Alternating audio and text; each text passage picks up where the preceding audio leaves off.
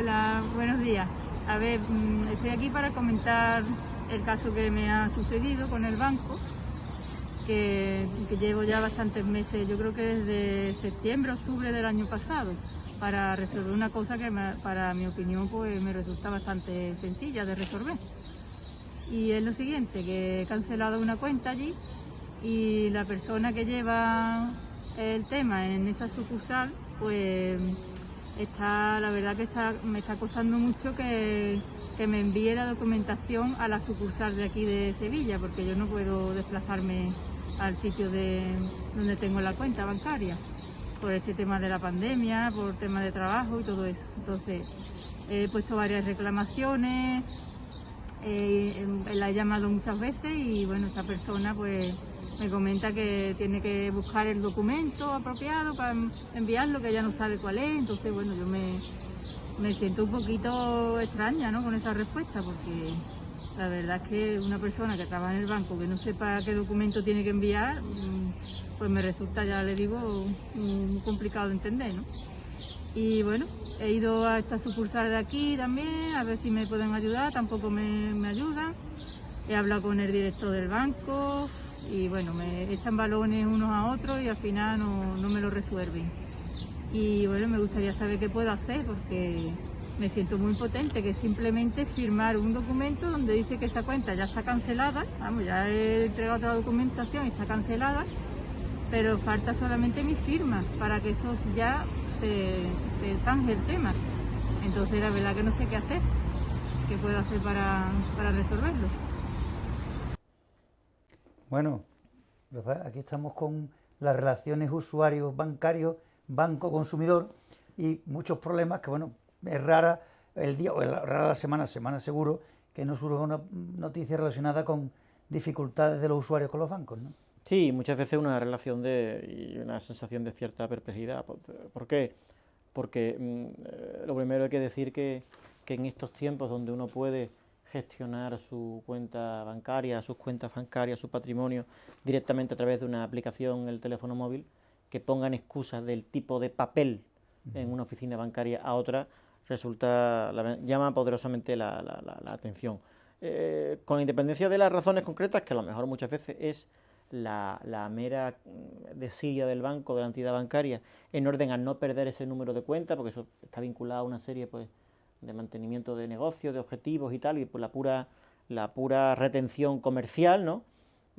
Porque no entendemos otro motivo en los tiempos de la banca electrónica, donde uno puede hacer operaciones altamente complejas, como es suscribir una hipoteca por internet, pues sin tener que acudir a ninguna oficina física.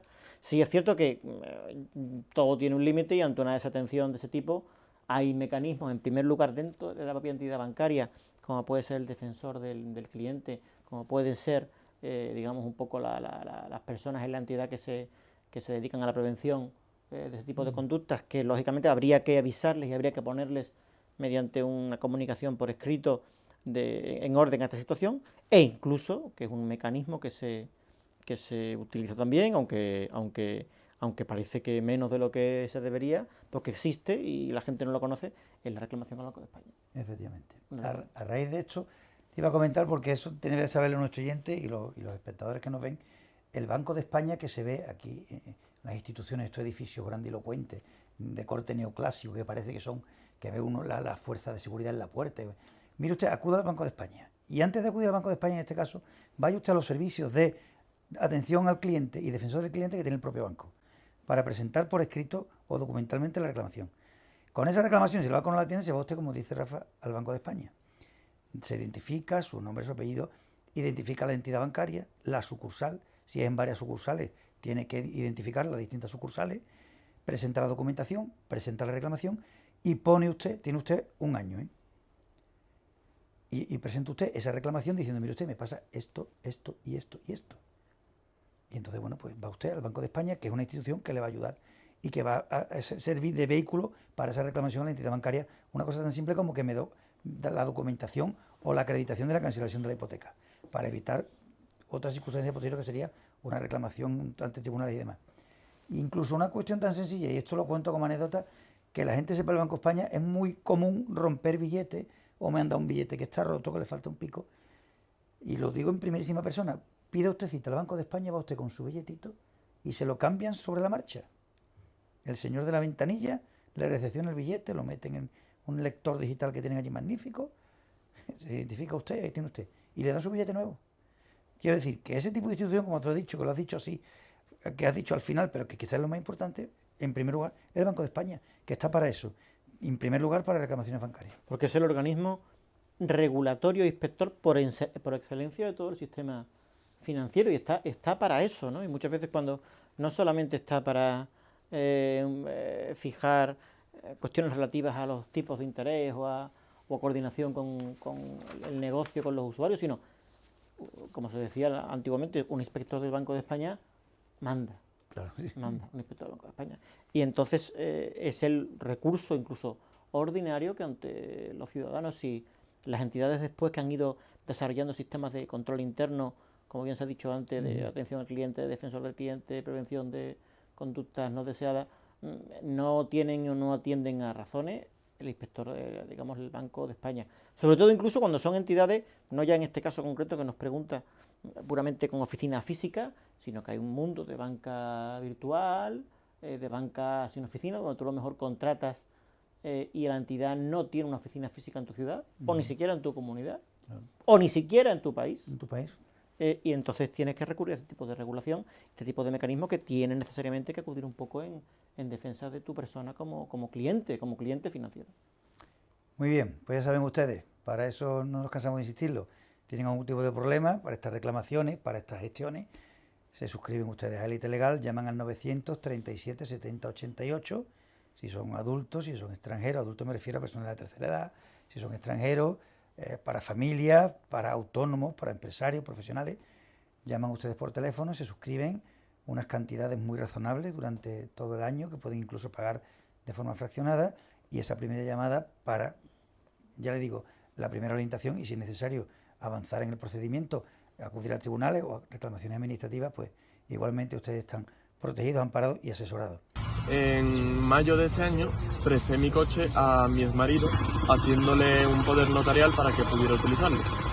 Él lo utilizó para intentar traer hachís de Marruecos y por lo tanto fue juzgado en Algeciras y lo condenaron a 3 años y 1 día de prisión.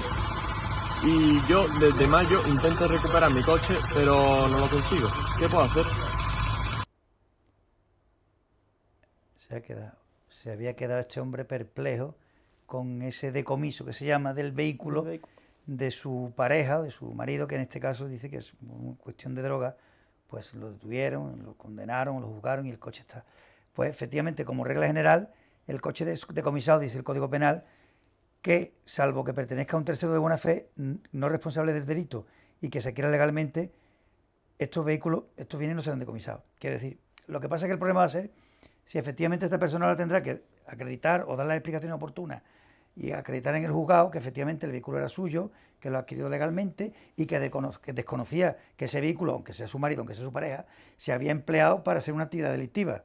En este caso su marido, un familiar o su hijo. Se da en estos casos. Pero lo que sí es verdad también que el decomiso es una figura que se hace con un carácter garantista, sobre todo en estos delitos de tráfico de drogas, porque efectivamente lo que se pretende es asegurar las responsabilidades civiles del delito y evitar que esa persona que encima ha hecho tráfico, ha traficado con drogas, con estupefacientes, sustancias tóxicas y ha obtenido un beneficio encima, se aproveche de esos bienes que ha utilizado para la comisión del delito. Está claro que en el caso de que esta persona, este hombre, que dice que no tenía conocimiento, que le presta el coche, incluso porque muchas veces no hace falta ni prestarlo a sabiendas, es como el que le presta, es que mi hijo cogió el coche y tiene un accidente. Mire usted no es responsable, su hijo es mayor de edad, tiene carnet de identidad, el coche de la familia, pues no es normal que lo utilice. En este caso, la buena fe se supone, incluso la buena fe de esa utilización o de esos vehículos que han sido decomisados, la buena fe de esa procedencia. Se habla incluso, hay hasta circulares de la Fiscalía que dicen que efectivamente, hombre, y hubo una época en que tribunales, bueno, pues devolvían o estaban devolviendo con cierta premura esos vehículos decomisados que eran de terceras personas que no tenían conocimiento de la actividad delictiva. En principio eso es así, pero efectivamente, que si hay alguna dificultad o algo, pues habrá que acreditar que ese vehículo era propio, se había adquirido legalmente, ilícitamente y que no se tenía conocimiento de que se iba a emplear para una actividad delictiva. Sí, sobre todo también un poco también la lentitud de todos estos procedimientos, porque en un momento se puede acordar la devolución del vehículo, pero cuando se ha llegado al fin del proceso, ¿no? Y eso en estos casos, y dependiendo de cómo está la cuestión de los retrasos judiciales, pueden llevar incluso a años sin poder. Demasiado, ¿no? Demasiado que pueden acceder a ello en un espacio de tiempo razonable, pero ahí el retraso de esas trámites también es muy elevado. Además, una cosa que es que sí debe saberlo la ciudadanía, la opinión pública, la gente. El juzgado no tiene interés ninguno en tener vehículos y objetos decomisados, y le puedo asegurar que los almacenes de vehículos policiales menos todavía, porque están allí, porque se estropean, porque suponen espacio, porque es un engorro y quiere decir que mucha gente piensa, no, es que se quedan con los coches. Mira, ustedes no tienen ningún interés en quedarse con los coches. Lo que pasa es que efectivamente tampoco, al fin y al cabo, si lo dejas en la calle, se lo va a llevar la Cruz Municipal, lleva ahí un depósito y en última instancia una chatarrería.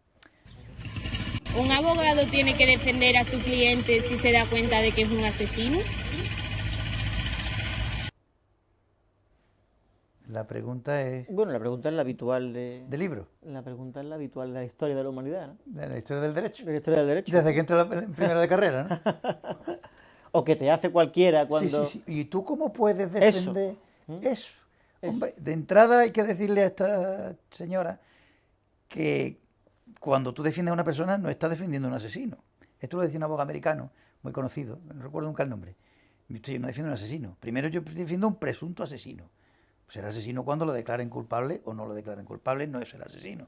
Eso de entrada. Y segundo, es que para que funcione el sistema tiene que haber abogados que defiendan a presuntos asesinos, a presuntos violadores, a presuntos estafadores. Otra cosa es que hay una moralidad o hay una ética, sí la hay. De hecho, se puede renunciar a la defensa de determinadas o en determinadas situaciones. También debe saber la gente que cuando, en un caso, por ejemplo, de oficio, una persona que tiene justicia gratuita o que necesita abogado o se le nombra abogado de turno de oficio y hay mucha renuncia, al final, y el propio tribunal incluso y el colegio te imponen la obligación de defender a esa persona, porque no se puede quedar nadie sin defensa, por muy abyecto que parezca, por muy sinvergüenza, por muy criminal, por muy canalla, porque imaginemos, y esto a saber Rafael igual que yo, que a lo largo del juicio, bueno, primero, entre comillas, ningún cliente le dice al abogado la verdad, eso de entrada. Siguiendo con las comillas, en el devenir del procedimiento pueden cambiar las situaciones. Y lo que parecía blanco se vuelve negro y lo que parecía negro se vuelve blanco. Pero aun a sabiendas, o aunque no lo sepas, que es un criminal, un asesino, un delincuente, lo tienes que defender, ¿no, Rafa? Es que eso nos diferencia de la turba, nos diferencia del linchamiento, ¿no? Ah. Y nos diferencia de la justicia que se toman muchas veces las masas por su mano. A esa pregunta muchas veces respondo yo, digo, bueno, y si ese asesino o presunto asesino, o como quieras calificarlo, está en la calle y se cae por un infarto, el médico que pasa al lado no lo tiene que socorrer entonces. No le presta asistencia sanitaria, no le hace el masaje cardíaco para intentar reponerle, cuando tiene un juramento hipocrático de defender la vida. Entonces, claro, nosotros no, es que nosotros podemos entrar en siempre, y aparte obligación de defender, como tú bien dices, salvo casos extremos, se planteó algo muy, en algunos casos socialmente muy relevantes, pues se ha planteado que el Colegio de Abogados ha pedido incluso, oye, ¿quién se puede hacer cargo? ¿No? Pero no existe obligación de que el abogado intervenga claro, con una imposición clara, pero sí forma parte de un engranaje que es la aplicación del derecho, la aplicación de la ley, que nos hace ser civilizados y que nos evita volver a los tiempos digamos, sí, de la piedra y del neandertal, ¿no? No, y de la ley del más fuerte. Claro. Y de la ley sí, del más fuerte. El oeste americano, ¿no? Y de la ley del más fuerte. Los tiros y los... Es un sistema ordenado de relación entre particulares, relación con el Estado y, digamos, un poco compensación de responsabilidades. Y tú intervienes ahí, muchas veces inspirado por una relación permanente con quien te patrocina, muchas veces inspirado por una contratación temporal de tu servicio, muchas veces inspirado por una mera convicción de que tú tienes que ayudar a esa persona porque crees en su versión, y también muchas veces porque formas parte de ese engranaje y tienes que, entre comillas, participar en la garantía de los derechos de toda persona, porque aunque toda persona, y aunque nos pase a nosotros, y por supuesto neguemos lo que estamos diciendo aquí, si nos pasa un caso grave en primera persona, aunque pase eso, tiene una dignidad intrínseca que hay que respetar, porque si no, entonces volveríamos a la edad de piedra y al dominio de la ley del más fuerte, que haría una situación insostenible e incivilizada que no permitiría muchas de las situaciones que vivimos hoy en día basadas en la confianza. Merced a ese sistema, que forma parte de un basamento social junto con otros, de la confianza política o de los servicios sociales, se construye poco a poco un edificio social, en mi humilde opinión, que basado en la confianza, porque es un sistema que actúa en situación de patología. El sistema jurídico es si hay conflicto, pero lo que actúa y está aquí, sabemos que está aquí, y genera confianza entre los particulares y en las conductas estatales y entre empresas, que hace que la civilización progrese. Claro. Entonces, si quitamos ese hueco, pues nos encerramos todos, nos vamos a una empalizada, a nuestro cortijo, a nuestro rancho. Cada cueva, y si viene alguien hay que dispararle, o hay que arrojar una piedra e intentar sembrar algo muy cerquita para recoger los frutos y comer, ¿no?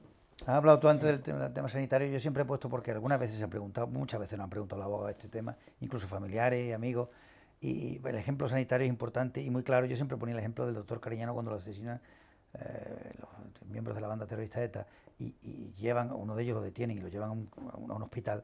Efectivamente, esos médicos, muchos seguro que con reparo, pues no hicieron más que su trabajo. Sabían que acababa de asesinar a una persona, pero a un compañero suyo, incluso a alguien que conocían personalmente, claro. Y lo más que querían hacer sería, en fin. Pero, eso. ¿qué haces? Pues tu trabajo. Pues que sepa esta señora que los abogados lo que hacemos es nuestro trabajo. No se trata de que te guste más o que te guste menos, que te podrá gustar más o te podrá gustar menos, pero el trabajo está para hacerlo y hacerlo lo mejor posible, con todo el interés, también con sus errores, con algún fallo, como en toda actividad humana, pero bueno, en élite legal procuramos que los fallos sean los mínimos. Y unas veces los médicos curan a una buena persona y otras veces curan a una mala persona que puede seguir haciendo cosas malas. Efectivamente. Y no son responsables esos médicos que la han curado, ¿no? Pues bien, efectivamente. ¿Qué pasaría si, por ejemplo, hubiera en la puerta de una discoteca una pelea y una persona a otra le pegaran un botellazo y le hicieran un daño bastante considerable, bastante fuerte? Y ahora tuviera que venir una ambulancia a recogerlo para llevarlo al hospital. Y justo en ese trayecto entre la puerta de la discoteca y el hospital hay un accidente de tráfico por culpa de una persona que va borracha y tiene un accidente con la ambulancia. Entonces, en ese accidente, este hombre que estaba herido al recibir el botellazo muere tristemente. ¿Y de quién sería la culpa? ¿De la persona que le ha pegado el botellazo porque si no, no hubiera tenido que coger ninguna ambulancia? ¿Del conductor de la ambulancia o del otro conductor del coche que iba borracho? Muchas gracias. Bueno, Rafa, este oyente de luego ha sido explícito, se ha quedado tranquilo y el supuesto que plantea es un poco rocambolesco, ¿verdad? Bueno, pero también forma parte de esas consultas in itinere, ¿no? Sí. Itinere, eso ha sido una ruina in itinere. Sí. Porque además esto, sí es verdad que se suele dar mucho el caso en temas de tráfico, típico, accidente de tráfico, llega la fuerza de seguridad, la ambulancia, los medios de emergencia y chocan contra los medios de emergencia. Eso es relativamente habitual. Y este caso se puede pasar, hombre, lógicamente, de entrada, el que ha pegado el botellazo es responsable del botellazo que ha pegado. Si después ha habido un accidente, el que provoca el accidente será responsable en la parte que le corresponde del accidente que ha provocado con esa ambulancia. Ahora, vincular la muerte de esa persona que va en el trayecto al hospital con el que, no solamente con el que, porque habrá que ver si el que se lleva por delante a la ambulancia es el que termina de rematarlo. Es decir, es complicado decir, no, achacar la responsabilidad al que pega el botellazo, porque después viene un cochero. Quiero decir que la verdad es que es un poco complicado. Se puede dar, pero habría que deslindar, porque no es una cosa continua, es un hecho continuo, pero son hechos totalmente diferenciados. ¿Hasta qué punto el fallecimiento se produce porque se le impide llegar al sitio a raíz del accidente de tráfico?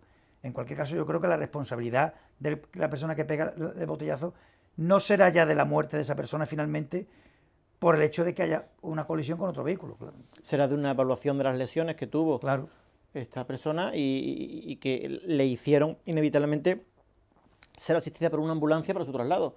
A partir de ahí forma parte de la cuestión del desenvolvimiento de la ambulancia como la consecuencia de ese accidente y esa consecuencia de muerte, ¿no?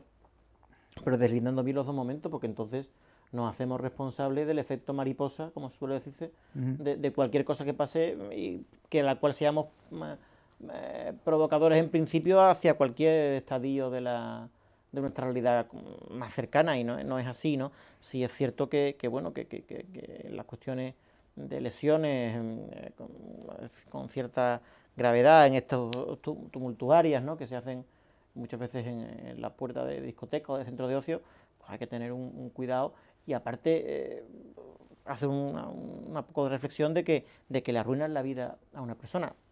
En primer lugar, al destinatario de la lesión o de la muerte, que lo mejor, lo peor o lo habitual es el botellazo, pero después está el navajazo que realmente acaba con la vida de muchas personas y por supuesto del que lo comete, que quizás muchas veces ofuscado y muchas veces preso de cualquier tipo de sustancia que le altera el comportamiento, alcohol o derivado, pues se lleva un disgusto para toda la vida. Hay que tener cuidado hay que tener cuidado en el comportamiento, porque eso puede llevar el deslinde de esa fina línea entre la mera riña y el delito, es tan fino que puede traer unas consecuencias terribles. Bueno, en cualquier caso, a este oyente y a los otros, por situaciones no tan extremas como esta, pero otras situaciones más cotidianas, le insistimos, les recomendamos que llamen al 937 70 88, Élite Legal, lo atienden nuestros compañeros del centro de llamada, del call center, los abogados que tenemos al otro lado del teléfono, les solventan el problema, le asesoran, le ayudan, lo dejan tranquilo, y ya digo, eso durante todo el año, llamadas ilimitadas y por un precio muy asequible que pueden ustedes incluso abonar aplazadamente, pues se suscriben a los servicios de Élite Legal.